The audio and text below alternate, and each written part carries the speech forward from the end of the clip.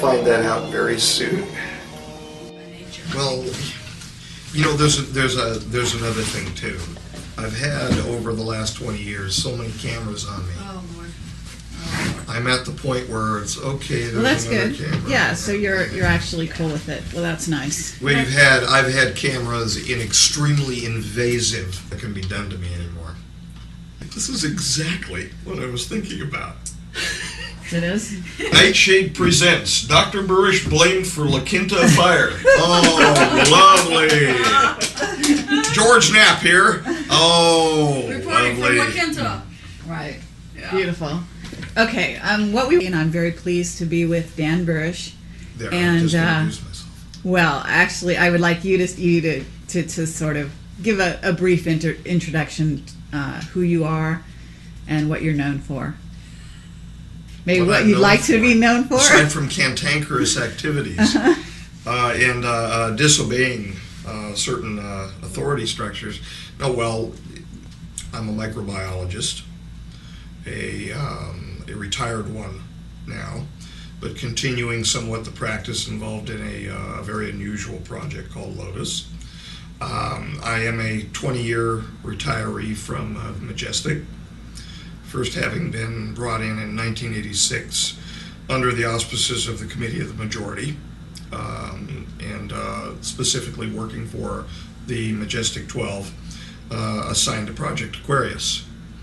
I suppose I'm more known for meeting a J-Rod and working at S4. Aside from that, I don't really know what I'm known for, aside from irritating a bunch of people on the web that don't want to hear about me.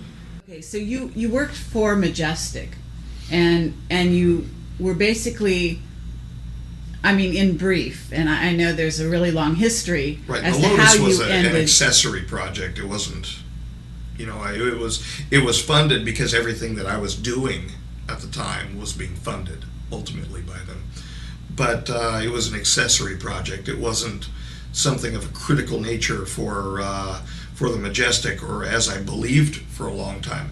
However, the principle of the Lotus ultimately ended up being a rather earth-shaking item for the participants at the T9 conference a couple of years ago. What is the T9 conference? During the course of speaking with extraterrestrials and our interactions with them from the 1950s onward, there have been a series of treaties established between we and they meaning a future human intelligence, time travelers. And there have been as a consequence of our relationship with them, there have been more than one treaty system in place.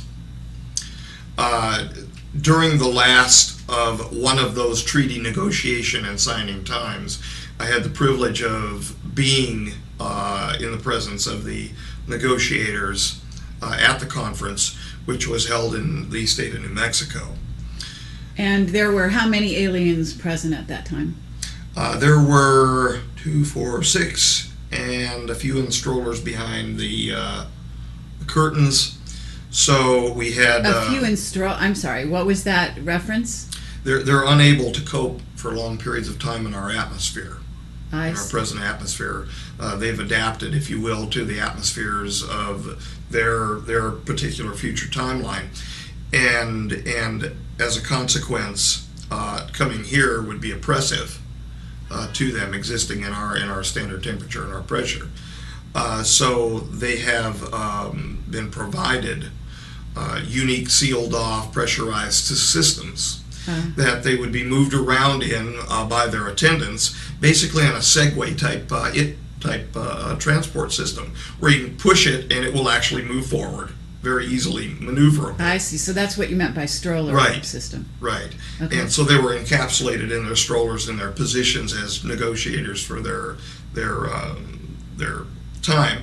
And Are you saying that these aliens that were present at this conference that happened, what, this year, last year? years. A couple years ago, in which they discussed, I'm assuming it was Between the Lotus. 2003 and 4. I'm sorry? Between 2003 and 2004. Okay, and they discussed the Lotus project It was brought up, and in fact, as part of the negotiations, the P plus 45,000 group of J-Rods wanted the codes for the Lotus Principle added into the treaty negotiations so that they could use it in their own attempts to ameliorate their particular neuropathies. Wow. So They they wanted to saw the use it. value. They saw the value right away. They saw a potential value for it, and they wanted to use it for that purpose.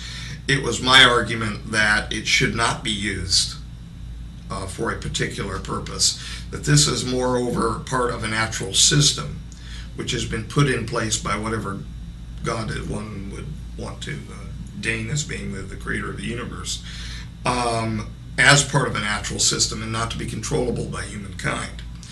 Or by alien kind, by well, by they're inference? humans. They're Okay, human you lineage. consider them humans. They're humans. Okay. They're human beings, So- albeit different from what we would expect to see as a human being. But then again, if we look in the history, the presently accepted history of the evolution of humankind, if one were to walk into a conference held by Neanderthals, one would be taken aback. Well, in the same way, one may be taken aback by walking into a conference with these gentlemen. Okay. So you've got two kinds of aliens, and people that are watching this, some people may have no idea about the T2, two timelines. Probably not. And we actually had three kinds of extraterrestrials, human lineage extraterrestrials present. Two kinds of P plus 45,000 years from now, if we were to translate over to timeline 2. Difficult subjects, aren't they? Two representatives from that time, two representatives from P plus 52,000 years ahead, J-Rods, both of which generally have the anatomical configuration of what would be in ufology called grays, Okay. gray aliens, and two representatives from P plus 52,000 Orions, who would generally, I guess, in ufological circles, I guess one could say, would be called Nordics or Tals, Okay. who And actually were look there- more human-like but have larger eyes, very blue eyes, blondish hair, etc. I see. And okay, well, of course, I've got many questions on this score. So do I. But and for people listening, we would also like to know: were there any reptilians present? No, not per se. Okay. What I've come to understand, and it's generally held, I think I could say it's generally held within our society, that the notion of a reptilian is a misnomer. And I'm not saying that to apply a negative, and I'm not saying that to apply a negative connotation to the stories that individuals have brought forward, probably mostly forthrightly. But that when you view or observe what would be called a gray, what I would call a J-Rod, the particular ruddy configuration of their skin, the changes of the sudoriferous glandular structure of their skin, can make them appear during exacerbations of the illness very reptilian in appearance, and also possibly praying mantis type in appearance. They're also suffering from a cocaine-like syndrome, which makes them lurch forward, so they appear very praying mantis-like. So I think that possibly many of the accounts which have forthrightly come from individuals whom have actually been abducted by the P-45s have maybe been interpreted as being reptilian in appearance because of their skin structure, but they're not really reptiles. Okay. Now, I'm not saying, I'm trying to be inclusive here, that there are things in the mind of man and in the glorious universe of God that I don't know. That there's a possibility that individuals have been have encountered alien species not to my reference. Given the fact, gosh, I've had to accept the fact that there are human beings that many years ahead of us on another timeline coexisting in reality. How hard would it be for me to accept that there are other extraterrestrials of non-human lineage, of which I've only been briefed about one, which is an extra-dimensional species, whom have referenced other extraterrestrial species that I know nothing about. Mm-hmm. How hard is it for me to accept that after I've been in the presence of a human lineage extraterrestrial? I don't have a problem with that, but at the same time, I don't have evidence to support it either. Reptilian in that if one were under stress and one had no previous reference to their biology, their pathophysiology, their particular problems, one could reasonably expect out of a group of people experiencing them that more than 50% of the group could probably say that they were reptilian in appearance. Okay, that's interesting. That's the best I so can their say. appearance morphs to some degree into more of a reptilian under stress, is what you're saying? I'm saying maybe that you don't people like could the word interpret morph. them that way. Okay. Reasonably be expected Visually. to interpret them that way if they do not have a scientific grounding in what they're looking at. Sure. I'm trying to be inclusive of reports of individuals that have no reason to have come forward and say things that they've said for other than the fact that they've experienced something. I'm trying to understand, or maybe help people to understand why they may have interpreted it as well. Sure. These things in this way. However, they may have actually come into contact with something which was fully reptilian in appearance. I don't know. I haven't. Exactly. I'm trying to be honest and at the same time tell people, because apparently it's happened to me, that it's okay. That apparently that they what's were abducted and that it's happened. Okay. That they're not Apparently, crazy, what too. has happened to you? Well, in 1973, I was playing in a park in Southern California in Mayboyer Park, and this is going to probably come out in one or more of the versions of the debriefing with me. I was playing baseball with my grandpa in the park, and I was having him throw me a ball so I could catch it over my shoulder. I was trying to run away at the same time that he would throw the ball so I could try to catch the ball like Willie Mays' famous catches. During one of these throws of the ball, I remember looking up toward the sun, because it was high in the sky at the time. It was summertime, and glancing away because the sun was blinding me, looking down toward the grass, which was very bright green at the time, and then seeing a flash where the grass appeared to turn black. I appeared, from my perspective, I was covered in a shadow.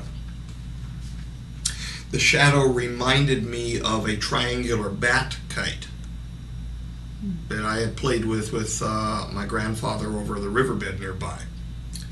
And that's the way I basically was able to describe it at the time. I was, 9? I was 9 at the time. Then I remember a flash. Immediately, there's a disjoint memory of this. It's not contiguous. Where I saw my grandfather sitting over by a tree, several yards away from me, and the sun had clearly moved in its aspect to me, so time had clearly passed. The earth had moved and time had passed. At least several hours had passed. He was very shook up. I ran over to him, asked him what happened. and he didn't want to talk about it. He said, you're okay now, and he wanted to go home. So he walked me home immediately over the overpass over Del Amo Boulevard, and we went home. This precipitated a major domestic upset between my grandparents and my mom and dad. Ultimately, this domestic upset resulted in my grandparents moving out. And around that same time, I was having unusual dreams. And in the dream, I would wake up. Do I think that there were probably dreams now? No. But I would wake up and I would walk from my bedroom through the restroom, which connected between my bedroom and a small laundry area that went to a doorway off the north side of our house. And to the right of that laundry area, there was a closet. That's the closet where my grandpa used to put his work jacket and his work boots. He worked at Gaffers and Sattlers as an enamel dipper, dipping pieces in enamel for manually for things like appliances, stoves, etc. And he would come home every day just covered in enamel dots all over his jacket and his boots. And I would open the door to that closet, and that's all I can remember from the dream. Mm-hmm. But I knew that I was meeting somebody called Harry.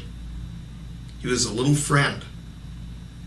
And I know that as knowledge that I met a little friend there, but I have no, all I can remember from the dream. Mm-hmm. But I knew that I was meeting somebody called Harry. He was a little friend. And I know that as knowledge that I met a little friend there, but I have no visual memory of what Harry looked like. It was finally, because I finally told my mom and dad about it, and it was finally rationalized away that because I was still watching Sesame Street at the time, that was Oscar the Grouch. And that's the way my mom put it. She said, you're thinking about Oscar the Grouch because he looks furry and hairy. And from that time on, as the dreams continued, I then remember seeing Oscar the Grouch in my dream, but not in the closet, in the restroom, or past the restroom. But I remember just seeing a picture of Oscar the Grouch, so I felt very calm about it. After that, I accepted it as a boy. So so you were abducted in something that you don't remember the details of. Is that the actual experience once? Yeah, I told you what the actual memory of it from my boyhood. That is it. Now I remember possibly, and I'm not sure over the years whether this was confabulation or not, because I was a boy at the time. I think I remember seeing a tall person, like if you take a movie frame, like one frame, like a flash of a still picture, mm-hmm. like an iconic memory almost, of a tall person standing next to him at the tree. Next to your grandpa. My grandpa, yeah. Okay. And he refused until the day he passed to discuss what happened. He would become extremely agitated. And John and Dodie for certain, who had many conversations with him, and maybe even John would... this is your father and mother you're talking about. They're my mom and dad that I grew up with. Now, I've learned certain things about my family since then that are really neither here nor there, having to do with who was actually biological father and biological mother and things like that. But they were my mom and dad. They're my mom and dad. I mean, they're the mom and dad that I remember growing up with, and I... But they are not MJ1. No. Okay, but no. And MJ1, somehow this abduction experience seemed to have resulted in you becoming or being viewed as the son of MJ1. Is that correct? Right. What what happened is this. I also learned of what happened to me from Kaela the J-Rod that I met at S4.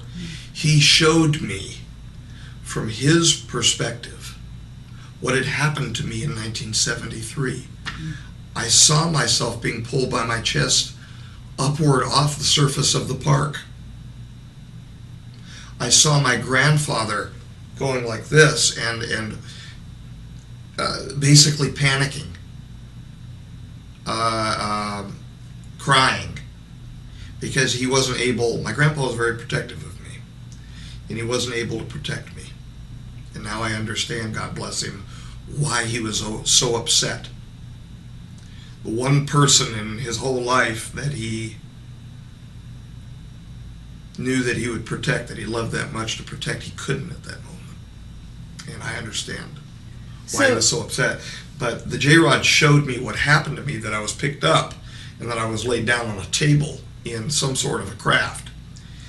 And that this craft was a generally chevron-shaped, almost triangular shaped craft. And I was laid down next to a series of young people, one of which was in fact the son of the former MJ1. Something went wrong during the course of my time on board the craft when samples were being taken of me for their studies, and the son of the former MJ1 died. During that time, they put some sort of equipment on me. It almost looked like EEG type, a neural net, if you will, of receivers, probes, electrodes, if you will, on me. And they were trying to save, desperately trying to save, and I could see the movement of the J-rods around this other boy. And I know what he looked like and all of that, because I was seeing it through the eyes of Kaela. They were trying to save him, and he ultimately passed. During that time, apparently they were trying with whatever technology that they employ to save the boy by storing him. That Kaela was with the P-45s at the time. These were P-45,000 J-rods. And they looked at us, and they look at us as no more than containers or cylinders, almost like beakers full of material, of electromagnetic material. And so they were trying to store his energy, if you will. Right. Marcia suggested the word vessels. Right. They were trying to store him for a while, I guess, in me. Now, my memory of myself at the time was a rather dull boy that liked to play baseball and with G.I. Joes and things like that. The record of me at the time was that I had an okay acuity in science. That's what the elementary school teachers were saying. I don't remember having acuity like that in science, and there's a disjoint in my own story of myself because of this. Because after I was put down back in the park, over the course of the next couple of years, there were changes in me. But then again, there should have been, because I was growing up. But there was a substantive intellectual change in me, where I was no longer interested in those same things of my youth. Was that maturation? Probably some of it. Was it a change as a result of what was done with me on board the craft? The Majestic thinks so.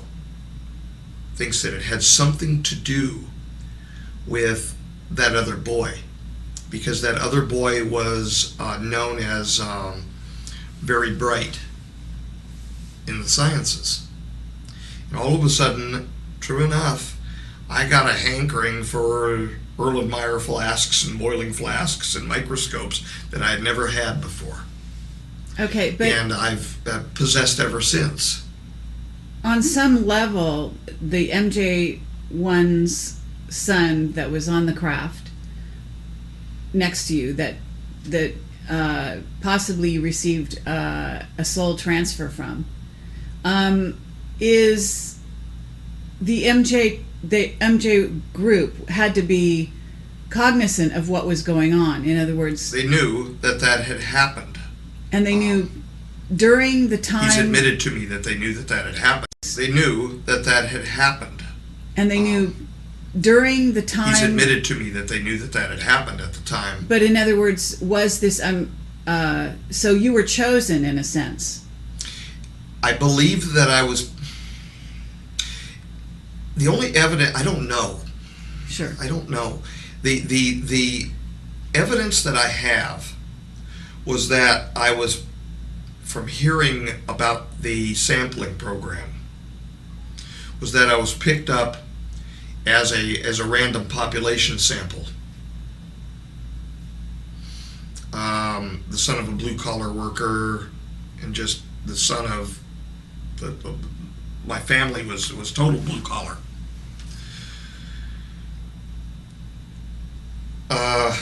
But there are a lot of coincidences that suggest that people were moved into a place to later teach me that happened before 1973. Can I put my finger on that and say, oh yeah, they knew what was going to happen to me and that I was going to be picked up? I can't say that because I wouldn't be honest. But I get the feeling as though, Marcia has held up 2 letters to me, LG, for Looking Glass. Oh, She I knows see. more. I see. I see. I'm sitting here in the presence of an individual that actually knows more of the truth and cannot tell me, for whatever reason, more of the truth about what's happened to me than I know. Okay. She's just held up the letters LG for Looking Glass. She's indicating to me that they knew. In other words, and Looking Glass is the ability to look into the future. So what you're suggesting is that machine for that use, yeah. MJ12 was using Looking Glass, perhaps saw that the first son of MJ1 was going to die, and planned to groom you to carry on It's possible. in his place on It's some level. possible. Mm-hmm. But I've never been told by them that. Did J-Rod's... Excuse me, but when the you hints have been, forthcoming that is the reality involved. Because, I mean, even, and I don't know for certain that he was ever read into the program. God bless him, Jim, my mentor, Dr. Jim Reynolds. He was moved into places that almost set him up perfectly for Dodie's call, my mom's call that day, to talk with him at Long Beach Memorial Hospital. And she has since admitted, she admitted to Marcy that she received a sum of money. There are some not good things here, and I still love them both for everything that they've done for me, but yet there's an incompatibility now, because I'm still the 8 or 9 year old boy in their eyes that they are willing to try to take sovereignty away from, and it produces an incompatibility in the relationship. What we're trying to find out, though, is how did you hook up with MJ1 after that? I mean, Well, the first time that I saw him was at the back of the meeting room at the George C. Page Museum when I was a member of the Los Angeles Microscopical Society. how old were you? 13, 14. So it was a Around few there. years after.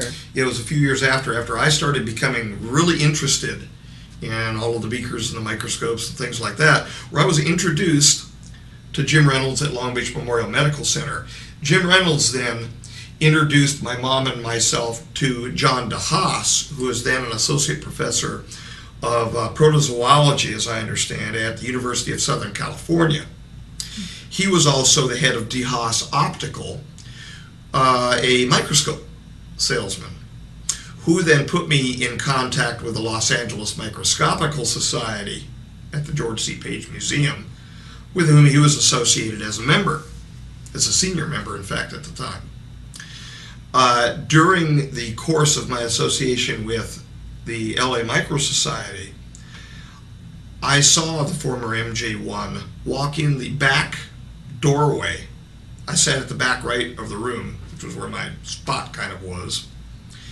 And I noticed him just standing back there, and he kind of just blended in with the crowd that was kind of coming and going. And he looked at me, and I looked at him because I noticed he was laying a little too long of a gaze on me. And I was paranoid as it was. I was scared to death just being around these bright people. These were accomplished scientists. Zane Price was one of them, who was the head of the Electron Micro Lab at UCLA. I mean, these were accomplished people. And I noticed he laid this gaze on me from the back of the room, and he took his lighter, and he opened, it was a Zippo lighter, and it had a United States Navy seal on it. And he just popped it and lit it, and closed it up, and walked out the back door. I had no idea who this dude was. Scared to ask anybody because I didn't want to look stupid. You know, I was a geeky teen. Later on, I find out that he just wanted to introduce himself to me early on. He wanted to see where I was in my life at the time. Now, of course, the association was already established because of the son Michael and all of that business from 73. This was like 1975, 76, right in that general time frame. So, okay. So that's my first forward. meeting with him, but I didn't really meet with him at the time. He showed himself to me. I understand. And you have since developed a relationship with him such that there is affection there, and he does consider you his son. He treats me very son-like, yes. Okay. But would you also say that it's his, he regards you as his son literally, or he must be conscious of the shift or the transfer that took place. He knows what happened on board. We've had long discussions about this. Okay. In fact, during we had an entire night discussion about it one night. You know, I'm trying to do the right things by everybody, and that's the only reason why. To be honest, I mean, my debriefing must come out to the public to the extent that the authentic message, the truthful message of what I've seen, comes out. And that concerns the extraterrestrial issue. But the rest of it, my losing my knees out at Mayboyer Park and falling at the base of the tree where my grandpa was, that's not required. But for people to know that it's not bullshit,